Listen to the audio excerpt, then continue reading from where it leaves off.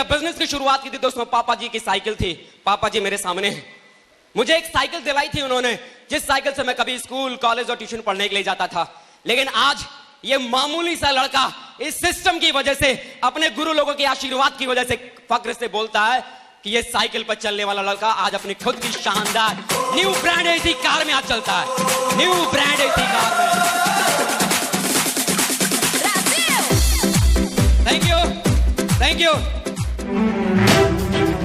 जो लड़का कभी एक छोटे से पिकनिक के भी ऊपर नहीं जा पाता था, एक छोटा सा स्कूल का टूर मैनेज नहीं कर पाता था, आज ये लड़का गर्व से बोलता है सिस्टम की वजह से, अपने गुरु लोगों के आशीर्वाद की वजह से। हिंदुस्तान के भीतर ऐसा कोई महंगे से महंगा टूरिस्ट स्पॉट नहीं बचा जिसका मजा 5 स्टार होटल में रुककर इस लड़के ने लिया। ये लड़का नैनीताल बोलो, गुड़गांव बोलो, शिमला बोलो, गोवा बोलो, जैसलमेर बोलो, जो मन में आए सो बोलो। हिंदुस्तान तो दोस्तों छोड़ो, हिंदुस्तान तो छोड़ो, ये लड़का आज वो लड़का है इस सिस्टम और अपने गुरुओं के आशीर्वाद की वजह से। अभी हाल ही में सिंगापुर और मलेशिया जैसे शानदार इंटरनेशनल टूरिस्ट बिजनेस की वजह से मैं लेके आया हूं।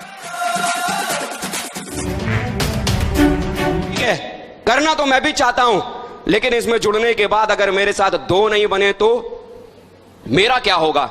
क्योंकि मैं सोच रहा था कि मैं तो एक स्टूडेंट हूं, मेरी बात को कौन मानेगा, मेरे साथ कौन जुड़ेगा, यह विचार मेरे दिमाग में चल ही रहा था। तो उन्होंने सामने बैठकर मुझसे पूछा कि अजय जी, अब आपके मन में क्या चल रहा है? मैंने उनसे कहा कि सर सब कुछ तो सही है, मैं करना भी चाहता हूं, मैं कर भी सकता हूं, लेकिन अगर मेरे साथ 2 नहीं बने तो? उन्होंने दोस्तों मुझसे एक सवाल पूछा, एक सीधा साधा सवाल उन्होंने मुझसे पूछा। उन्होंने मुझसे पूछा कि अजय जी मुझे एक बात बताओ कि मरने के बाद एक मुर्दा कितने लोगों के कंधे पर चलता है? मैंने भी कहा 4। उन्होंने बोला मरने के बाद अगर एक मुर्दा अपने लिए 4 कंधों को तलाश लेता है तो अजय पंडित जरा सोच, अगर तू जिंदा है तो जिंदा रहते हुए मुर्दे का 50% काम 2 कंधों को तलाश नहीं सकता क्या?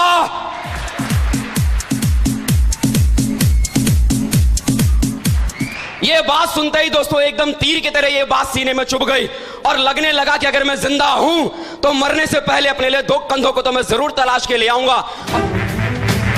मेरे साथ 2 लोग भी आए, मेरे साथ 4 लोग भी आए, मेरे साथ 16 लोग भी आए। अरे बात छोड़िए गिनतियों में, मेरे साथ 1000 आया, मेरे साथ 2000 आए, 3000 आए, 4000 भी आए, 5000 भी आए, 6000 भी आए, 7000 भी आए, 8000 भी आए, 9000 भी आए, और आज की तारीख में पूरे हिंदुस्तान में 10,000 लोग पूरे हिंदुस्तान में आज मेरे साथ काम कर रहे हैं। 10,000 लोग।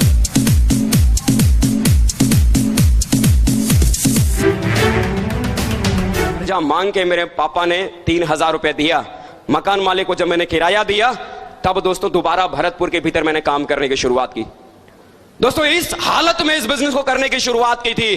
परिस्थिति यह थी कि 1000 रुपए का कमरे का किराया भी इस शहर के भीतर मेंटेन करना मुश्किल था। लेकिन दोस्तों आज गर्व से कहता हूं, इस बिजनेस की वजह से, आज अपने अपलाइनों के आशीर्वाद की वजह से, सिर्फ 3.5 साल की मेहनत के बाद 50 लाख रुपए का मकान का मालिक आज ये व्यक्ति आपके सामने खड़ा है, जो इस शहर के भीतर 1000 रुपए का कमरे का किराया नहीं मेंटेन कर सकता था।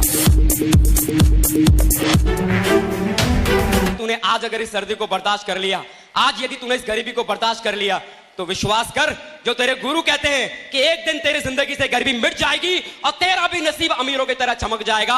आज चमक गया, आज चमक गया, चमक गया, चमक गया, आज चमक गया।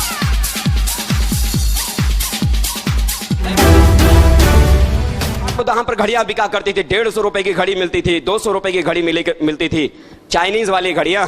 आपने देखी है कि नहीं देखी है? चाइना वाला माल, वो घड़ियां।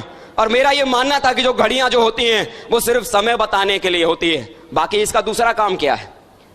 वो 150 रुपए की घड़ी पहन के मैं खुश हो जाया करता था। और जिंदगी में सबसे महंगी घड़ी जो मुझे पहनने को मिली, वो मेरी शादी पर मुझे मेरे ससुर जी ने मुझे तोहफे में दिया। 2000 रुपए की घड़ी दी थी और मुझे लगा कि शायद जिंदगी में इससे महंगी घड़ी तो कोई हो ही नहीं सकती, क्योंकि मैं यही समझता था कि घड़ी सिर्फ समय दिखाने के लिए होती है। लेकिन दोस्तों आज फक्र से कहता हूं, इस बिजनेस की वजह से, अपने अपलाइन की वजह से, जो लड़का कभी अपने जिंदगी में 150 रुपए से ज्यादा कीमत की घड़ी नहीं पहन पाया, इस बिजनेस की वजह से लाखों रुपए कीमत की राडो जैसी घड़ी को पहनता है, इस बिजनेस की वजह से।